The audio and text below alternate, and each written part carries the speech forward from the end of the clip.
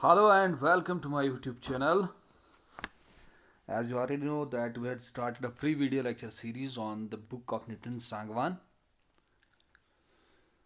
Today we are going to discuss the topic of modernity, social change in Europe and emergence of sociology. ठीक है, तो इस topic को Nitin Sangwan sir ने दो एस्पेक्ट्स में डिवाइड किया है। पहले एस्पेक्ट जो इसमें आएगा वो आएगा modernity and social change. Europe में जो मॉडर्निटी एंड सोशल चेंज आई थी, पहले ये इसको कवर अप करेगा कि मॉडर्निटी वहाँ कैसे आई और उसकी वजह से क्या सोशल चेंजेस आए यूरोपियन सोसाइटी में।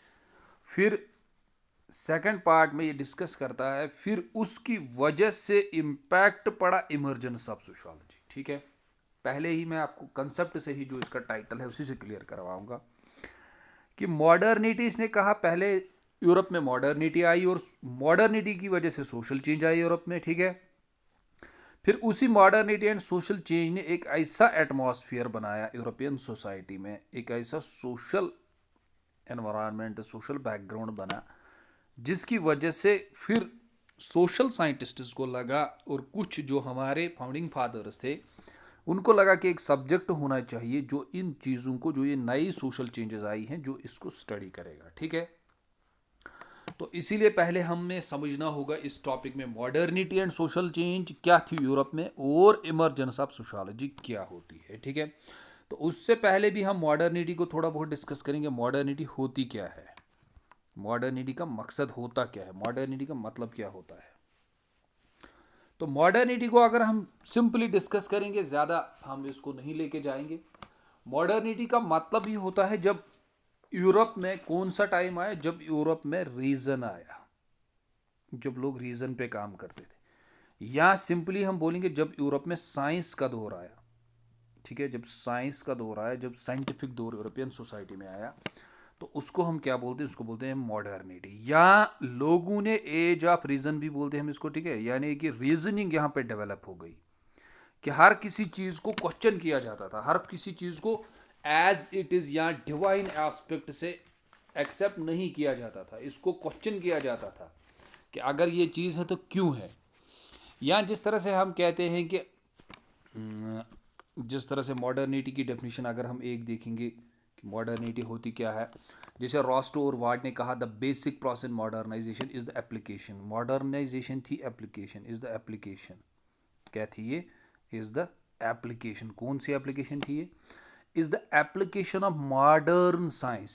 ठीक है, जब मॉडर्न साइंस आया, ठीक है, जब मॉडर्न साइंस आया टू ह्यूमन अफेयर्स, यानी कि जब इंसानों ने अपने अफेयर्स को सॉल्व करने के लिए, प्रॉब्लम्स को सॉल्व करने के लिए क्या किया, मॉडर्निटी लाई। ठीक है, यानी कि साइंस आया, साइंस को यूज़ किया, साइंटिफिक नॉलेज को यूज़ किया। इसीलिए एटलस भी कहता है कि मॉडर्निटी जो होती है, मॉडर्निटी का मतलब क्या होता है, ये एक प्रोसेस है इन विच मॉडर्न साइंटिफिक नॉलेज, जो मॉडर्न साइंटिफिक नॉलेज है, ठीक है, जो मॉडर्न साइंटिफिक नॉलेज है इज इंट्रोड्यूस्ड, उसको इंट्रोड्यूस किया जाता है कहाँ, इन सोसाइटी, सोसाइटी में। ठीक है, जब इसको सोसाइटी में लाया जाता है, क्यों लाया जाता है, in society with the purpose of which modern scientific achievement is better life, कि इसकी वजह से एक जो हमारी सोशल लाइफ है उसमें कुछ इंप्रूवमेंट्स आएंगे, एक अच्छी सोशल लाइफ डेवलप हो जाएगी। ठीक है, तो मॉडर्निटी अगर हम कुल मिला के कहेंगे आपसे सर, मॉडर्निटी सिंपली अगर हम याद रखेंगे क्या, यानी कि वो एज जिसमें साइंस डेवलप हुआ, वो एज जिसमें रीजन डेवलप हुआ, ठीक है, यूरोपियन सिस्टम में, वो एज जिसमें एम्पेरिसिज्म डेवलप हो गया, यानी कि हर किसी चीज़ को क्वेश्चन किया गया सिर्फ थ्रू ए साइंटिफिक लाइन्स, किसी चीज़ को एज इट इज़ एक्सेप्ट नहीं किया गया। तो उस चीज़ की वजह से जब साइंस आया, साइंस की वजह से आपको पता है न्यू सोशल चेंजेस आए यूरोपियन सोसाइटी में, जैसे French revolution, sorry scientific revolution आया। ठीक है, साइंस पीक पे आया और उसकी वजह से इंडस्ट्रियल रेवोल्यूशन आया, तो उन चीज़ों की वजह से यूरोपियन सोसाइटी में काफ़ी चेंजेस आ रही थी, और उन चेंजेस को फिर स्टडी करने के लिए, उसका इम्पैक्ट सोसाइटी पे स्टडी करने के लिए फिर सोशोलॉजिस्ट जो हमारे फाउंडिंग फादर्स थे उन्होंने कहा कि एक सब्जेक्ट होना चाहिए जो इन चीज़ों को स्टडी करेगा, और फिर उन्होंने सोशोलॉजी डेवलप की।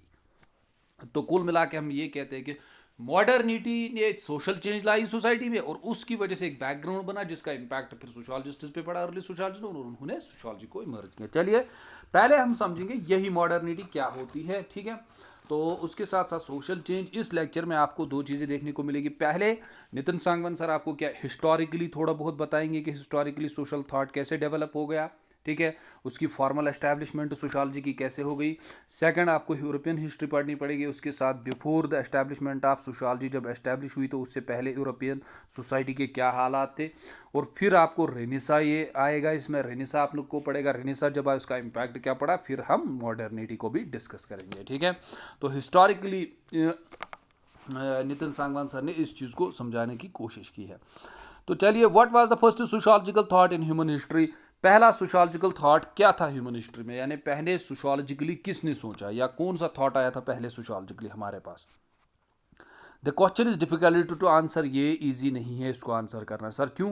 As curious human mind always had a desire to know more about it is surroundings, क्योंकि हमेशा से इंसान के अंदर ये क्यूरियोसिटी रहती है कि वो क्या करता है, वो हमेशा उसका माइंड क्यूरियस होता है इसके बारे में, to know more about it social surroundings, जो उसकी सोशल सराउंडिंग्स हो रही है उसको जानने की हमेशा इसके अंदर क्यूरियोसिटी होती है।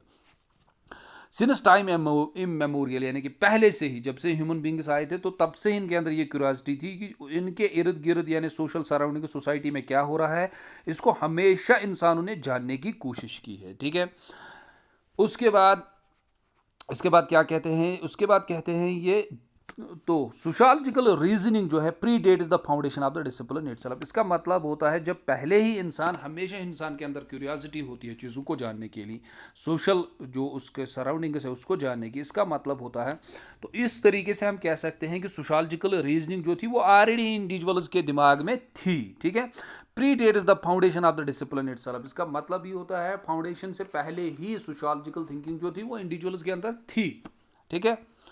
So long before the formal establishment of the discipline in Europe, इससे पहले कि जब ये discipline sociology as a discipline आया, इसको फॉर्मल रिकॉग्निशन मिली, इसको कॉलेजेस यूनिवर्सिटीज़ में पढ़ाया गया यूरोपियन सोसाइटी में, ठीक है, इसको एस्टैब्लिश डिसिप्लिन किया गया। तो इसका मतलब क्या है, लॉन्ग बिफोर यानी एस्टैब्लिशमेंट से पहले, डिसिप्लिन को लाने से पहले, sociological deliberations were made in various treaties. उसके बाद दो पॉइंट्स आ गए। पहला पॉइंट ये आ गया कि ये कहता है नितिन सांगवान सर के ऑलरेडी ह्यूमन्स के अंदर क्यूरियोसिटी होती है चीज़ों को जानने की, तो इंसानों के अंदर बाय बर्थ ही यानी कि पहले से ही ये चीज़ थी सोशोलॉजिकल थिंकिंग। फिर वो कहता है, फिर क्या हुआ, long before the establishment of the discipline of the Europe, sociological deliberations were, discipline को एस्टैब्लिश करने से पहले, कॉलेजेस यूनिवर्सिटीज़ में इसको एस्टैब्लिश डिसिप्लिन करने से पहले क्या था, सोशोलॉजी की बहुत सारी चीज़ें हमें मिल रही थी। Sociological deliberations were made in the treaty, sociology के बारे में लिखा गया था इन बुक्स में, किन बुक्स में, लाइक जो रिपब्लिक थी प्लेटो की, ठीक है, डे ऑफिसर्स जो साइरो की थी उसमें भी लिखा गया था। उसके साथ साथ सोशोलॉजी के बारे में अर्थशास्त्रास जो कोटालिया इंडिया के बहुत बड़े फिलासफर थे उसने भी लिखा था अर्थशास्त्रास में, ठीक है। So it was only in the 19th century, ये 19th सेंचुरी में हुआ, क्या हुआ, when such thoughts were systemized in the form of discipline। तो इससे पहले भी इसके बारे में लिखा जाता था, सोशोलॉजी के बारे में बहुत सारे जो फिलासफर्स थे उन्होंने लिखा था अपने बुक्स में, लेकिन 19th सेंचुरी में इसका फॉर्मल एस्टैब्लिशमेंट हुआ। सर फॉर्मल एस्टैब्लिशमेंट मतलब ये यूरोपियन सोसाइटी में पहली बार एज ए डिसिप्लिन इंट्रोड्यूस किया गया, यूनिवर्सिटीज़ में इसको पढ़ाया गया, रिसर्च इस पर स्टार्ट किया गया, कॉलेजेस में इसको पढ़ाया गया, ठीक है। तो फॉर्मल एस्टैब्लिशमेंट जो हुआ वो कब बना, वो 19th सेंचुरी में बना, ठीक है। फॉर्मल यानी गवर्नमेंट ने इसको फिर एक्सेप्ट किया एज ए गवर्नमेंट, उसने इसको इंट्रोड्यूस करवाया फिर कॉलेजेस एंड यूनिवर्सिटीज़ में, जो आज हमारे पास फॉर्मल डिसिप्लिन है एज ए सोशियोलॉजी।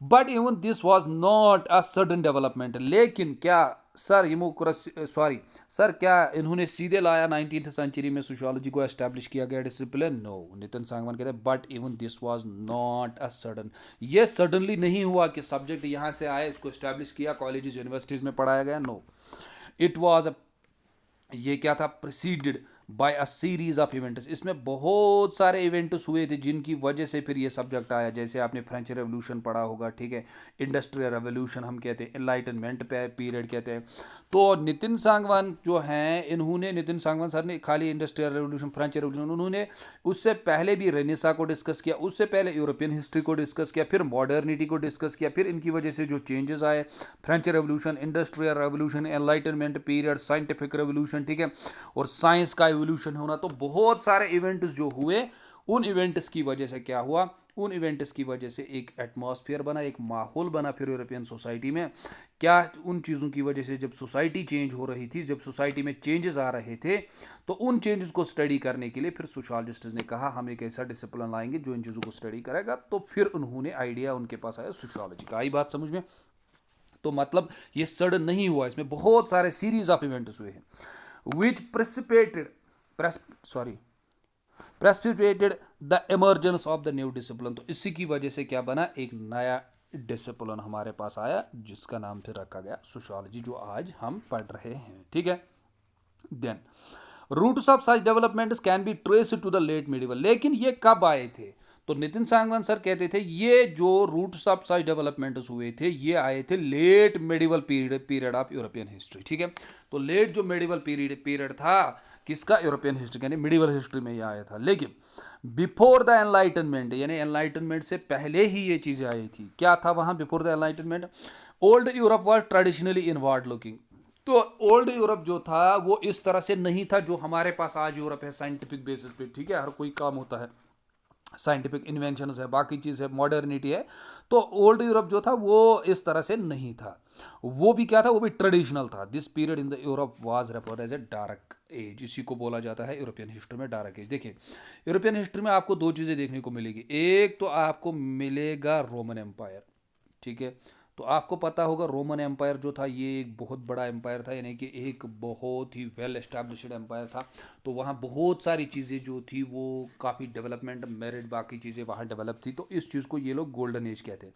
लेकिन उसके बाद जब इसका डाउनफॉल हो गया, तो उसके बाद जो 15th से लेकर 5th से लेकर 15th सेंचुरी तक जो इनका पीरियड था, इसको ये लोग बोलते हैं, कौन सा पीरियड, इसको ये लोग बोलते हैं डार्क एज। इसमें यूरोपियन हिस्ट्री जो है वो बहुत डाउन हो गया, यूरोपियन सिस्टम, बाकी चीज़ें, ठीक है। फिर उसके बाद यूरोप में नई चीज़ें आई, फिर यूरोप में रेनेसा आया, मॉडर्निटी आई, डेवलपमेंट्स आए, साइंस आए, तो फिर डेवलपमेंट हो गया। आई बात समझ में? तो चलिए, तो ये क्या कहते हैं, before the enlightenment period. Enlightenment period से पहले, एनलाइटनमेंट पीरियड क्या होता है, इसको बोलते हैं हम सोशियोलॉजी में एज ऑफ रीज़न, ठीक है। जब एज ऑफ रीज़न आ गया, सर क्या इनके पास रीज़न नहीं था? इनके पास रीज़न था, लेकिन they were not able to use, कौन सी चीज़ें वहाँ थी, वो अपने रीज़न को यूज़ नहीं कर पाते थे। फिर एक पीरियड आया जब इन्होंने अपने रीज़न को डेवलप किया, अपने रीज़न यूज़ किया और हर किसी चीज़ को क्वेश्चन करने लगे, ठीक है। तो इसको हम बोलते हैं enlightenment. Before the enlightenment period, enlightenment period से पहले old Europe was traditionally inward looking. तो ट्रेडिशनली ये था, ये भी इनवर्ड लुकिंग था। This period in the Europe was referred as dark age, यानी कि एनलाइटनमेंट पीरियड से जो पहले की इनकी हिस्ट्री थी उसको हम बोलते हैं डार्क एज, ठीक है। चलिए, ड्यू टू द प्रेविलेंस, सर क्यों, ऑफ मल्टीपल सोशल इवल्स, यहाँ पे बहुत सारे सोशल इवल्स थे, ठीक है। समाज में बहुत सारी ऐसी चीज़ें थी जो, जैसे हम कहते हैं ना कि सोशल इवल्स है हमारी सोसाइटी में, ठीक है। जैसे डाउरी है, चाइल्ड मैरिज है, ठीक है, बहुत सारे, अनएम्प्लॉयमेंट है, करप्शन है। तो यहाँ ये सब चीज़ें थी, multiple social evils. Ignorancy and feudal structure, और इग्नोरेंसी यानी कि एजुकेशन भी वहाँ बहुत कम थी, और फ्यूडल स्ट्रक्चर था। फ्यूडल स्ट्रक्चर आपको पता होगा, फ्यूडल स्ट्रक्चर का मतलब होता है कि लोगों ने, सबसे कुछ लोगों ने ज़्यादा लैंड पे कब्जा किया था, तो वो बने फ्यूडल लॉर्ड्स, और उनके घर यहाँ जो काम कर रहे थे वो बने स्लेव्स। जो लोग इनकी ज़मीन को टिल करते थे वो रेवेन्यू सारा किनको देते थे, फ्यूडल लॉर्ड्स को, ठीक है। तो फ्यूडल स्ट्रक्चर था। This period was considerably lacked new ideas and inventions in the social and scientific. तो इस डार्क एज में क्या और प्रॉब्लम्स थी, यहाँ कोई न्यू आइडिया, यहाँ कोई नई इन्वेंशन या साइंटिफिक फील्ड्स नहीं थे, ठीक है। So it was followed by the distinctly a new era of ideas and material developments which gains popularity as the Renaissance। फिर उसके बाद एक पीरियड आया जिसको हम फिर बोलते हैं कि डार्क एज के बाद एक पीरियड आया जिसमें क्या हुआ, जिसमें नई चीज़ें डेवलप हो गई, जिसमें हमें नई चीज़ें देखने को मिली, न्यू आइडियाज़, मटेरियल डेवलपमेंट्स हुए, और जिसी को हम बोलते हैं जिसको हम बोलते हैं फिर आया रेनेसा पीरियड, ठीक है। तो ये रेनेसा पीरियड से स्टार्ट करते हैं, ठीक है। रेनेसा पीरियड आया फिर विच literally means the rebirth of rebirth और द री अवेकनिंग। रीबर्थ मतलब दोबारा से चीज़ों की बर्थ, यानी जो इनसे पहले डार्क एज से पहले जो रोमन एम्पायर में चीज़ें थी उनकी रीबर्थ हो गई, वो दोबारा से पैदा हुए। री अवेकनिंग यानी दोबारा से कॉन्शियसनेस डेवलप होगी। दिस री awakening was about the golden old traditions, जो इनके गोल्डन ओल्ड ट्रेडिशंस थे रोमन एम्पायर में वो दोबारा से डेवलप हो गए, और थॉट्स एंड कल्चर वो दोबारा से डेवलप होने लगा। ठीक है, तो फिर क्या कहते, फिर कहते ये फिर क्या हुआ, रेनिसा वाज अ कल्चरल मूवमेंट। अब रेनिसा क्या था, अब हमने यहाँ तक देखा पहले रोमन एम्पायर था, फिर इनका आया फिर आया डार्क एज, इनका जो सोशल प्रेवल यानी सोशल लेवल्स यहाँ डेवलप हुए। फिर कहता है नितिन सांगवान सर के फिर यहाँ रेनिसा पीरियड डेवलप हो गया, यानी कि रीबर्थ और री अवेकनिंग, जो यहाँ अच्छी चीज़ें थी वो दोबारा से यहाँ डेवलप हो गई। ठीक है, विच बिगिन इन इटली, ये कहाँ पे स्टार्ट हुआ था, जो रेनिसा था ये कल्चरल मूवमेंट था, यानी कल्चर जो इनका ट्रेडिशनल जो अच्छी कल्चर में जो इनकी अच्छी चीज़ें थी तो वो सब चीज़ें दोबारा से बिगिन यानी कि वो दोबारा से डेवलप होने लगी। ठीक है, तो कल्चर तो आपको पता ही होगा कल्चर क्या होता है। कल्चर में सब कुछ आता है, material as well as non material. Material जो भी आपके पास है, कपड़े, फूड, शेल्टर, क्लोथ्स, खाना, लैंग्वेज। ठीक है, नॉन मटेरियल मतलब norms, values, customs, traditions, beliefs, practices, mores, focus, ये सब आते हैं, इन सबको हम कल्चर कहते हैं। ठीक है, जिंदगी गुजारने के लिए जो भी आप चीज़ें यूज़ करते हैं उनको हम कल्चर बोलते हैं। जैसे E.B. टेलर बोलता है कॉम्प्लेक्स होल जिसमें सब कुछ आता है। ठीक है, तो cultural movement which begin in Italy in the 14th century, ये 14th सेंचुरी में स्टार्ट हो गया था। कहाँ पे लेकिन हुआ था, इटली में हुआ था। And is considered as the bridge between the dark age और the medieval history of the modern times. और इसी को कंसिडर क्या किया जाता है, इसी को हम कंसिडर करते हैं ब्रिज। तो ये ब्रिज था, यानी कि रेनेसा पीरियड ब्रिज था किसके बीच में, बिटवीन द डार्क एज, यहाँ से हमारी डार्क एज थी जो हमने अब तक पढ़ा। ठीक है, तो डार्क एज जो डेवलप हुई थी are the medieval history and modern history, जो फिर मिडिवल हिस्ट्री और मॉडर्न हिस्ट्री आई इंडिया के बीच में। ठीक है, तो सॉरी वर्ल्ड यूरोप में। तो जो रेनिसा आया, रेनिसा ने एक सिस्टम ही चेंज कर दिया जिसे हम ब्रिज बोलते हैं between the dark age and medieval and modern history. फिर इनके पास चेंज आए और फिर इनके बाद जो मॉडर्न और आपको पता है मिडिवल हिस्ट्री आई, जब इनके पास डेवलपमेंट्स आए तो उसके बीच में रेनिसा ने एक ब्रिज बनाया था। इसने जो मेन काम किया था, इसी ने सारे चेंजेस लाए थे यूरोपियन सोसाइटी में। इट पुट, रेनेसा की वजह से क्या, इट पुट मैन, इसने इंडिविजुअल को क्या किया, it put man and humanism at the centre of all activities. इसने ह्यूमन को सेंटर ऑफ एक्टिविटीज में लाया कि जो भी काम करेगा वो कौन करेगा, ह्यूमन करेगा। And it is harked back to the so called golden period of the European history. इसने दोबारा से किस पीरियड में, उसी पीरियड जो गोल्डन पीरियड इनका था। ठीक है, उसी में लाया एक इंडिविजुअल को। It's most profound impact was in the realm of fine art, यानी कि इसमें आर्ट डेवलप हो गया। ठीक है, आर्ट डेवलप हो गया, लिटरेचर डेवलप हो गया, यानी लिखना फिर से शुरू हो गया, ड्रामाज, लैंग्वेज, ठीक, राइटिंग का फिर से दोबारा दौर आया। But it was also stimulated thoughts about human existence. It was during this period that some profound questions were raised. इसी टाइम पे कुछ क्वेश्चंस भी डेवलप हुए। क्या क्वेश्चंस हुए, अबाउट द ह्यूमन एग्जिस्टेंस, कि ह्यूमन एग्जिस्टेंस क्या है इन द कंटेम्पररी सोसाइटी, कि ह्यूमन एग्जिस्टेंस जो है ये क्या है कंटेम्पररी सोसाइटी में, ये कैसे होती है ह्यूमन एग्जिस्टेंस, ह्यूमन जो है ये कैसे एग्जिस्ट होते हैं दुनिया में, कैसे अपना सोशल सिस्टम चला रहे हैं। These questions provide a fertile ground for the later sociological thought. हमें क्या हुआ इसकी वजह से, हमें क्या फ़ायदा है रेनेसा की पढ़ने से, तो यही क्वेश्चन जो यहाँ से स्टार्ट हुए कि ह्यूमन एग्जिस्टेंस क्या है, कंटेम्पररी सोसाइटी कैसे चलती है, इसी ने हमारे पास एक फर्टाइल ग्राउंड तैयार करके दिया। फिर किसके लिए, सोशोलॉजिकल थॉट के लिए, जो फिर सोशोलॉजिकल डेवलपमेंट हुआ, जो फिर सोशोलॉजी आई। ठीक है, तो ये रेनेसा था। उसके साथ साथ हम कहते हैं renaissance is also said to give birth, इसने किसको बर्थ दिया, another important ideological paradigm in the human history.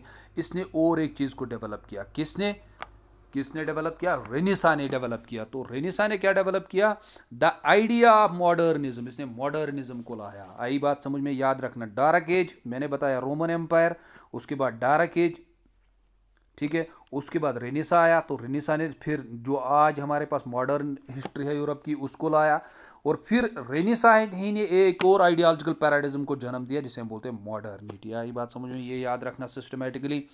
तो फिर हमारे पास आया modernism, hence leads to the dawn of of modernity in Europe. Modernity मतलब अब आया यहाँ साइंटिफिक दौर, अब आया यहाँ साइंस, अब आया यहाँ रीजन, अब आया यहाँ लॉजिक। किसकी वजह से? रेनेसां ने और एक चीज को लाया जिसे हम मॉडर्निटी बोलते हैं। The term modernity is derived from the Latin word modernus which itself is derived from modo meaning just now or current, जिसे हम बोलते जो अभी हमारे पास है, जो हमारे पास अभी सिस्टम सोसाइटी चल रही है, सोशल सिस्टम, उसी को हम बोलते हैं जस्ट नाउ एंड करंट, इसी को हम बोलते हैं modernity. By this definition modernity is relative term which denotes the new practices as compared to the old, but in sociological historical sense it denotes a specific period in the European। देखिए modernity को आप इस तरह से sociology में नहीं दे सकते, इसकी लिटरल मीनिंग क्या है ये है नहीं, बट इन सोशोलॉजिकल और हिस्टोरिकल सेंस में हम क्या देखते हैं इसका, इट डिनोट स्पेसिफिक पीरियड, ये वो पीरियड है इन विच यूरोप सा, जिस टाइम यूरोप ने क्या देखा, significant cultural and intellectual appeal, कि वहां कल्चर में चेंजेस आ रहे थे, वहां इंटेलेक्चुअल्स में चेंजेस आ रहे थे, विच lead the foundation of contemporary modern world. जो आपके पास अभी मॉडर्न वर्ल्ड है वो किसने लाया, वो मॉडर्निटी ने लाया। आई बात समझ में, यानी कि जो साइंटिफिक इन्वेंशन इसने किए, जो इसने रीजन लाया, जो इसने साइंस की नॉलेज लाई, जो इसने लॉजिक खड़ा किया, तो उसी पीरियड को हम सोशियोलॉजी में यूज करते हैं एज ए मॉडर्निटी। ठीक है, जो हमने कहा जो आपके पास अभी है, विच lead the foundation of contemporary modern society, जो हमारे पास मॉडर्न सोसाइटी अभी है, it is because only because of the modernity. Simple याद रखिएगा, जो अभी आपके पास साइंटिफिक नॉलेज है, साइंस है, जो आपके पास अभी सोसाइटी है, लॉजिक पे चलती है, मेरिट पे चलती है, लिबर्टी है, डेमोक्रेसी है, इक्वलिटी है, फ्रीडम है, तो it is because only because of the modernity in sociology and history में हम ये कहते हैं। सो इसीलिए कहा था अकॉर्डिंग टू मार्शल ब्रीमन ने कि in his all that is solid melts into air the experiences of the modernity 2010। Modernity was not only about some new liberal idea जो हमारे पास है प्रैक्टिसेस, ठीक है, liberal ideas, liberty, equality, freedom, fraternity, ठीक है, diversity, but was also about the existential experiences of the conditions that produced even today and their ongoing impact on the human culture। अभी भी ये चल रहा है, ठीक है, इसके जो इम्पैक्ट हमारे ऊपर आ रहे, institutions, politics, some scholars were so deeply influenced by this new ideology, तो कुछ स्कॉलर्स पे बहुत सारा इम्पैक्ट पड़ा इस न्यू आइडियोलॉजी का, they saw it as a panacea to the then existing social deformities। कुछ ने कहा, कुछ स्कॉलर्स ने उस टाइम ये कहा कि अगर आपको हर किसी डिफिकल्टी का सोल्यूशन चाहिए तो उसका सोल्यूशन क्या है, उसका सोल्यूशन मॉडर्निटी है। ठीक है, तो यहाँ तक हमारा हो गया, थोड़ा बहुत आपको आइडिया आया होगा नितिन सांगवान सर ने कैसे इसको डिस्कस किया है। पहले मैंने आपको बताया, उसने पहले मॉडर्निटी को डिस्कस किया, मॉडर्निटी ने सोशल चेंजेस कैसे लाए, फिर सोशल चेंजेस के बाद ये बताएगा मैं इमर्जेंस। पहले हमें यूरोपियन ग्राउंड पढ़ना है, तो यूरोपियन ग्राउंड में अभी हम लोग क्या पढ़ रहे हैं, पहला जो क्वेश्चन इसने किया था कि ह्यूमन्स के अंदर क्यूरियासिटी होती है, पहला सोशोलॉजिकल थॉट कब डेवलप हुआ था, तो इसने उसका आंसर बताया कि ह्यूमन्स के अंदर डिज़ायर होती है, कब उनके अंदर ये चीज़ बाई बर्थ डिज़ायर होती है कि अपनी सराउंडिंग्स को जानना, तो हम कह सकते हैं बाई बर्थ इंडिविजुअल्स के अंदर ये क्वालिटी थी।